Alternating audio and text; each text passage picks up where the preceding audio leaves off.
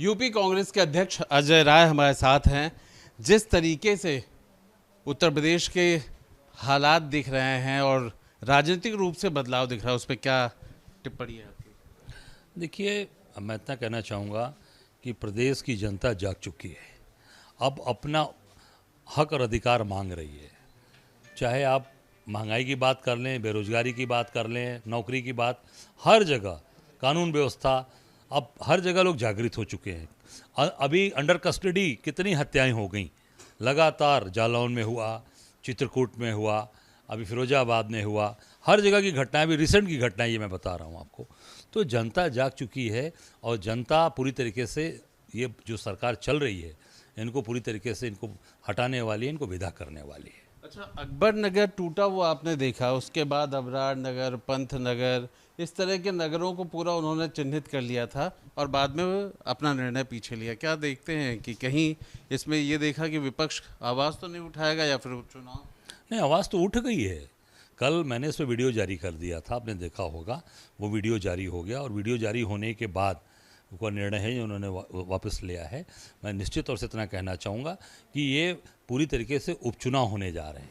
अभी उपचुनाव हुए हैं 13 जगह, जहाँ से ये 11 जगह हारे हैं और वही घबराहट है कि 10 जगह फिर ये चुनाव होगा यूपी में और पार्ट वाइज कर रहे हैं।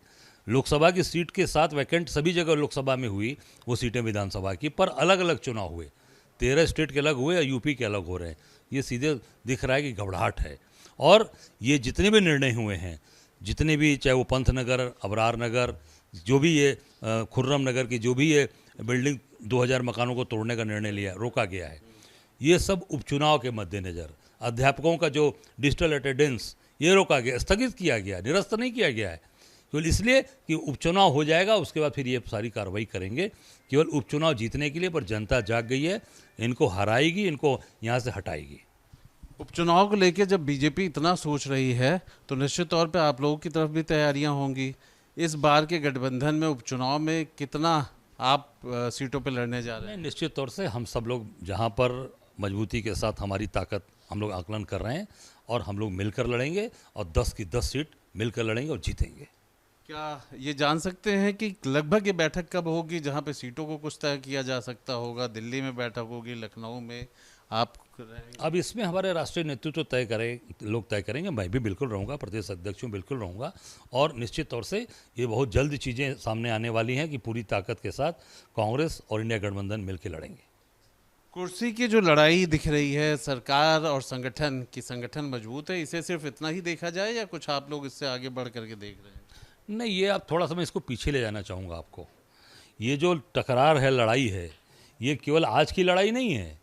ये लड़ाई है केशव मौर्य जब चुनाव हारे सिराथू से, जो सिराथू का जो दर्द है वो अब निकल रहा है।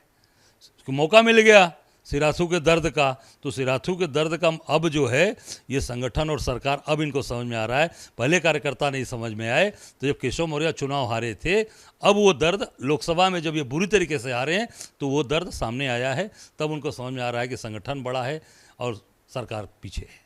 एक बात बताइए, आप लोग भी गाहे बगाहे इस बात को कहते रहे कि योगी जी का जाने का नंबर आ गया है और इस चुनाव के बाद चला जाएगा, तो ये जो भ्रम वाला या विपक्ष ने जो बात फैलाई थी, कि उन सब चीज़ों को साफ करने की तो कहीं कवायद नहीं है कि कहीं केशव जी को संगठन दे दें या कुछ इस तरह के? देखिए, ऐसा है, ये आपसी झगड़े में उलझ चुके हैं।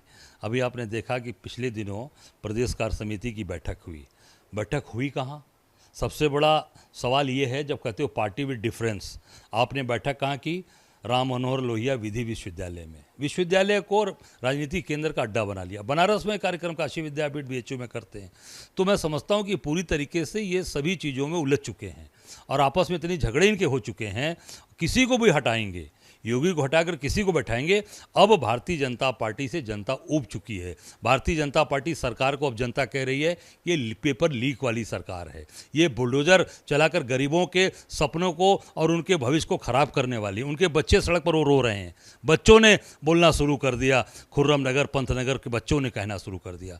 तो उनके अरमानों को, उनके भविष्य को ख़त्म करने वाली सरकार है। अब जनता हक और अधिकार पर वोट करेगी और भारतीय जनता पार्टी को निश्चित तौर से उपचुनाव में 10 की 10 सीट हराएगी।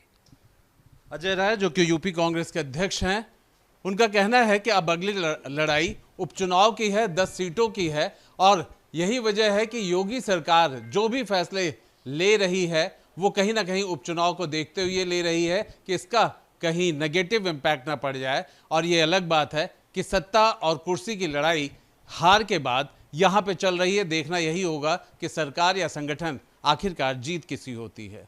वीडियो जर्नलिस्ट सूफी खान के साथ आलोक पांडे, न्यूज़ नेशन, लखनऊ।